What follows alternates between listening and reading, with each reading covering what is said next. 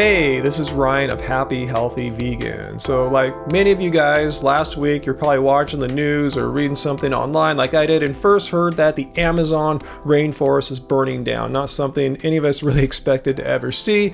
It's quite alarming and shocking, so I wanted to get as many facts together before making this video to understand how much of the Amazon's on fire, what's causing it, and is there anything we can do about it. First of all, let's see how bad this fire really is. The Amazon basin is burning at a record rate, according to Brazil's research center.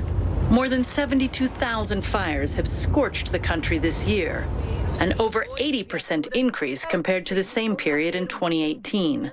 So yeah, it's a pretty big deal, record rates of burning here. I'm somewhat relieved, though, that the entire Amazon isn't in danger of burning down, as I initially feared when I first heard these reports. As you heard the report here, it's an 80% increase compared to last year. So it's somewhat imaginable, this scale. At first, I thought it was complete devastation. So I guess there's a little bit of good news in here. So what's causing these fires? Are they climate change driven like the wildfires here in California? Though fires are common here in Brazil's dry season, climate scientists say this is far from the norm. So if it's not climate change creating drier conditions, what's causing these fires? Brazil's right-wing president has brushed off environmental concerns as he vows to open the rainforest to business interests. Really, what kind of business interests specifically? It's farmers and ranchers intentionally destroying the land for more development. Yeah, you heard that right. These devastating fires, record-setting fires in the Amazon were intentionally set, mostly intentionally set by farmers trying to clear the land so they could raise cattle, either raise cattle directly on the land or grow crops to feed the cattle. But this is no surprise for people who are aware of these issues. Cowspiracy talked about this years ago. They showed how over 90% of Amazon rainforest destruction is due to animal agriculture, and that the leading causes of rainforest destruction are livestock and feed crops, and they have studies from the Yale School of Forestry and Environmental Studies and reports from the United Nations backing these claims up. So this news about how the animal agriculture industry is what's directly causing the burning down of the Amazon rainforest, this ties in directly to a video I made just about a week or two ago about the United Nations IPCC Climate Change Panel's report issued a dire warning. In the report, they said we must immediately change how we manage land, not burn the forest down, how we produce food, and eat way less meat. The message couldn't be more clear. If we want to halt climate change, changing light bulbs or driving more fuel-efficient cars is not enough. We have to address how we manage land, how we grow food, and we must eat way less meat. How do they know that we must eat way less meat? Well, this report considered the environmental impacts of a number of different diets and found that if you eat absolutely no meat, a vegan diet is the best for the environment, followed by number 2, vegetarian.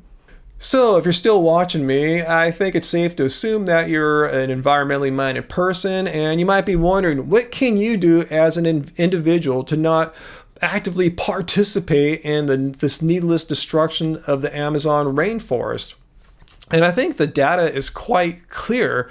The United Nations said flat out, we need to eat way less meat and change how we manage land, and we need to shift towards more vegan and vegetarian diets, which are way more environmentally friendly than probably how you're eating right now. And I'm calling out all people who are environmentally open-minded, might even call yourself an environmentalist, but haven't made any meaningful shift yet towards eating more plant-based. It's 2019, and the United Nations said we must change how we eat immediately if we want to halt climate change. So if you truly want to help save the planet from climate change, if you care about future generations of humans and animals being able to live their lives out on this planet as we've been able to, it's almost pretty much, hypocritical to not shift to a plant-based diet now before it's too late. So think about what I said here. Leave your questions and comments down below.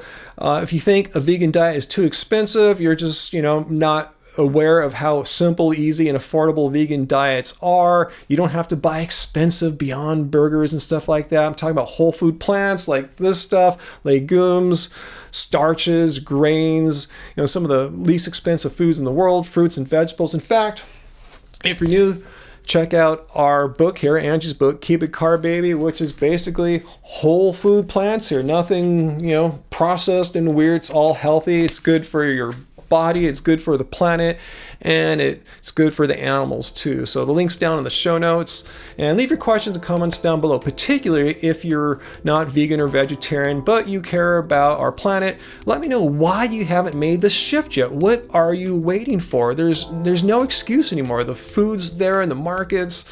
If you need those plant-based burgers, they're out there too. You can go to pretty much any restaurant now and find vegan options, and there's just no excuse. So let me know why you're delaying this inevitable choice you need to make, and share this video with other friends who are not sure what's going on with the Amazons burning, why it's happening. Let them know exactly how they might be to blame in some way by not shifting to plant-based diet. So anyway, leave your questions and comments down below, hit like, and until next time guys, remember, it doesn't suck being vegan.